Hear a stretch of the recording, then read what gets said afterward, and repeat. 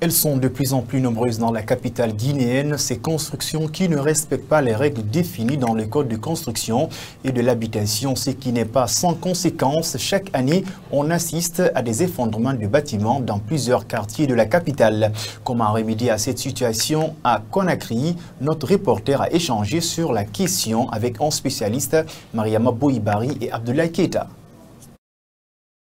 Dans la capitale guinéenne, le respect des normes de construction et de l'habitation ne semble pas être une préoccupation majeure pour les autorités. De nos jours à Conakry, les constructions anarchiques envahissent les zones réservées, les bras de mer et même les rivières, ce qui entraîne parfois des conséquences dramatiques sur la nature mais aussi sur ses habitations.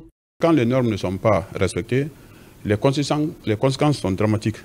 Surtout, vous remarquez pendant la saison des pluies, qu'il y a beaucoup de bâtisses qui tombent, qui ne sont pas dans les règles de l'art, parce que ces bâtisses-là se trouvent au mauvais moment et au mauvais endroit. Pour cet ingénieur en pont et chaussée, il faut éviter les erreurs du passé en mettant en place des constructions qui respectent les normes requises, ce qui prévoit la préservation de la nature. Aussi bien en matière d'urbanisation que dans d'autres domaines de la construction, il faudrait que nous soyons très strict dans le respect des normes.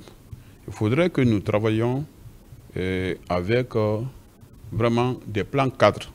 On définit l'urbanisme dans un terme très simple, comme quoi c'est que c'est l'ensemble de toutes les règles qu'il faut observer sur le plan administratif, sur le plan que je dirais technique, sur le plan sociologique et sur le plan esthétique pour aménager un espace urbain et son alentour.